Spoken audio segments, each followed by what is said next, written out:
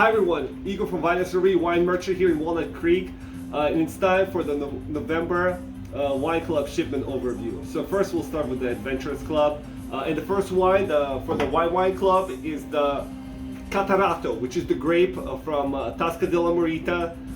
It comes from Sicily. It doesn't come from Mount Etna, kind of the famous volcanic soil wines. It's more from the plains, but it's actually the most grown grape on the island.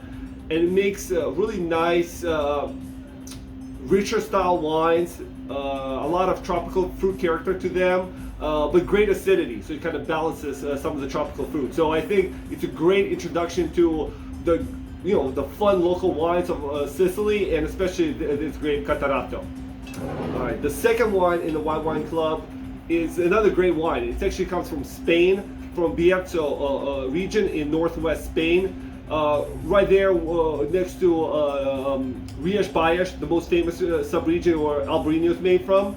But this is Godello, so it's a little more inland, but still has a lot of Atlantic influence.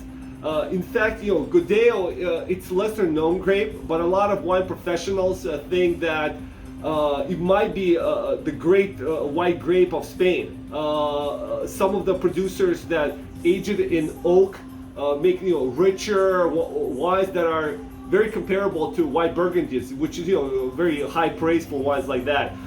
This did not see oak treatment. It was aged on ley.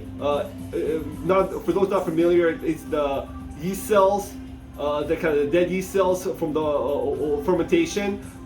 Some winemakers let the wine kind of sit on them and get kind of a little bit creamier, almost kind of try to replicate wood, but it's not as creamy as barrel-aged wines. But this is a really nice Godello from Emilio Moro, who's the producer.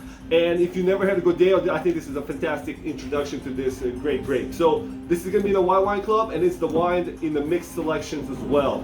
The second wine in the mixed selection and the first red wine is Cabernet Franc from Saumur-Champigny, which is a village in the middle of the Loire, and all the red wines from that village are Cabernet Franc.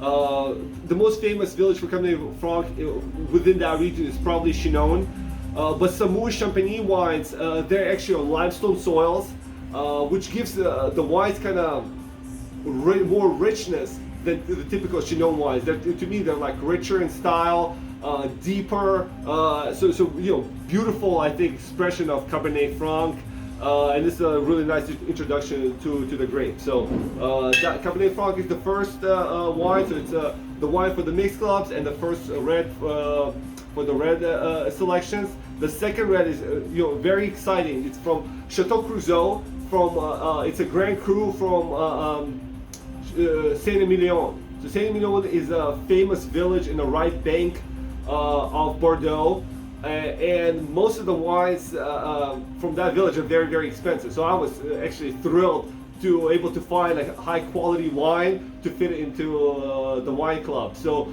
it's a lot of right bank wines are based on Merlot, Cabernet Franc blends, and this is a classic example: 85% Merlot, 15% Cabernet Franc, and I think exceptional wine to give you an expression why wines from Saint-Emilion are so famous and renowned. So these are the Adventurous Club wines. All right, now let's go to High Society. Very nice wines, and I think they're specifically great for Thanksgiving. These are both lighter reds, great acidity to them, and will go great with any Thanksgiving dishes. So the first one, very unusual one, is from the producer Storm, based out of South Africa. South Africa is now renowned for Pinot Noir, kind of typically too warm, but this comes from Hemel de Ard sub-region, which is one of the cooler regions within the Cape. And the producer is one of the handful of producers who specializes in Pinot Noir. So this is, I think, is a great introduction to South African Pinot Noir. It's very rare, but I think this is an excellent example.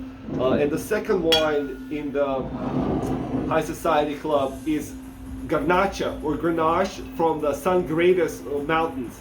which is a mountain range a little west of Madrid. So it's high elevation Grenache. It's not going to be like a Rhone blend, like a Chateauneuf du Pape, where it's a richer, fuller-bodied wine. This is unbelievably aromatic, lighter, Pinot-esque Garnacha.